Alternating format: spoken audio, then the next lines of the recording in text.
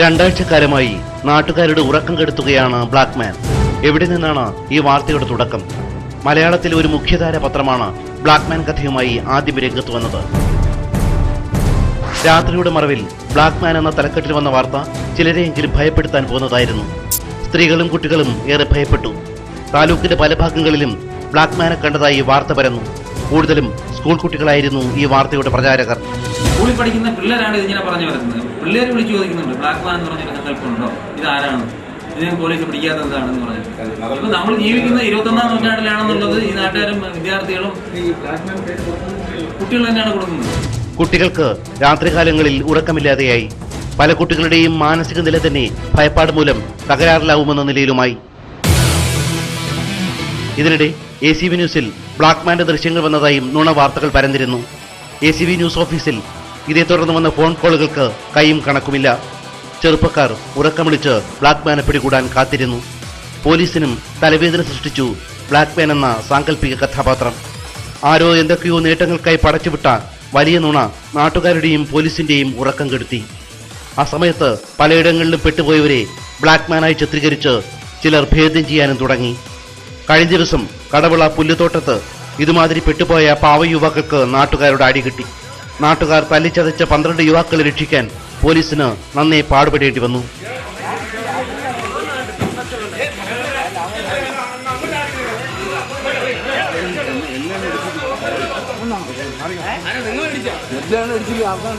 ഇനി ഇത്തരം ചെയ്തികൾ തുടർന്നാൽ കൊലപാതക ശ്രമത്തിന് തന്നെ കേസെടുക്കുമെന്നും ബ്ലാക്ക്മാൻ എന്ന നുണക്കഥയുടെ മറവിൽ ആരെയും മുതലെടുക്കാൻ അനുവദിക്കില്ലെന്നും പോലീസ് അറിയിച്ചു. ഇതിന്റെ പേരിൽ മുതലെടുക്കാനായിട്ട് പോലീസ് ഇപ്പൊ ആരെയും അനുവദിക്കാൻ ഉദ്ദേശിച്ചിട്ടില്ല.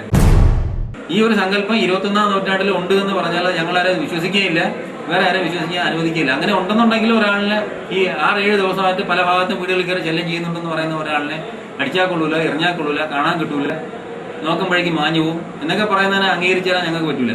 ഒരു നിർമ്മാണ കരാറുകാരന്റെ തൊഴിലാളികളെയാണ് നാട്ടുകാർ തല്ലിച്ചതച്ചത്. കരാറുകാരന് തിരക്കിറങ്ങിയപ്പോൾ ഇയാൾ ബ്ലാക്ക്മാനെ പിടികൂടാൻ പോയതായി അറിഞ്ഞു. ബ്ലാക്ക്മാനെ പിടികൂടാൻ പോയ കരാറുകാരനെ സഹായിക്കാനാണ് നിർമ്മാണ തൊഴിലാളികൾ ഓട്ടോയിലും ബൈക്കുകളിലുമായി എത്തിയത്. ബ്ലാക്ക്മാനെ പിടികൂടാൻ ഉറക്കമിളിച്ചു കാത്തിരുന്ന നാട്ടുകാർക്ക് കയ്യിൽ കിട്ടിയത് ഇവരെയാണ്. ഇവര് മണനാക്കിനടുത്ത് മണമ്പൂരിനടുത്ത് തോട്ടുകുള എന്ന് പറയുന്ന സ്ഥലത്തുള്ളത്. ഇവരിൽ ഒരാള് അവിടെ പുല്ലുവട്ടത്ത് ജോലിക്ക് പോകുന്നുണ്ട്. പുല്ലുവട്ടത്ത് ജോലി നാളെ ഉണ്ടോ ഇല്ലയോ എന്ന് അറിയുന്നതിന് വേണ്ടിയിട്ട് പുല്ലുവട്ടത്തുള്ള ഇവരുടെ മെയിൻ കോൺട്രാക്ടറെ ഫോണിൽ വിളിച്ചപ്പോൾ കോൺട്രാക്ടർ വീട്ടിലില്ല. കോൺട്രാക്ടർ എവിടെ പോയി എന്ന് ഭാര്യയോട് ചോദിക്കുമ്പോൾ ഇങ്ങനെ ബ്ലാക്ക്മാനെ പിടിക്കാൻ വേണ്ടി നാട്ടുകാരോട് ഇറങ്ങി പോയിരിക്കുന്നു, ബ്ലാക്ക്മാനെ പിടിച്ചു എന്ന് പറയും.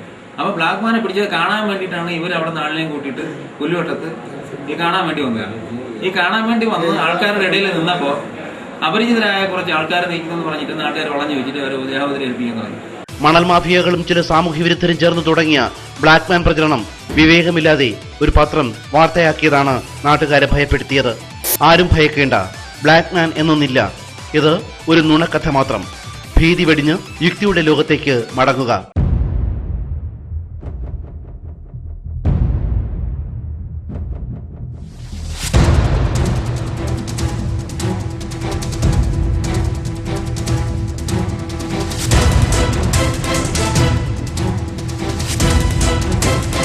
ACV news Attingal.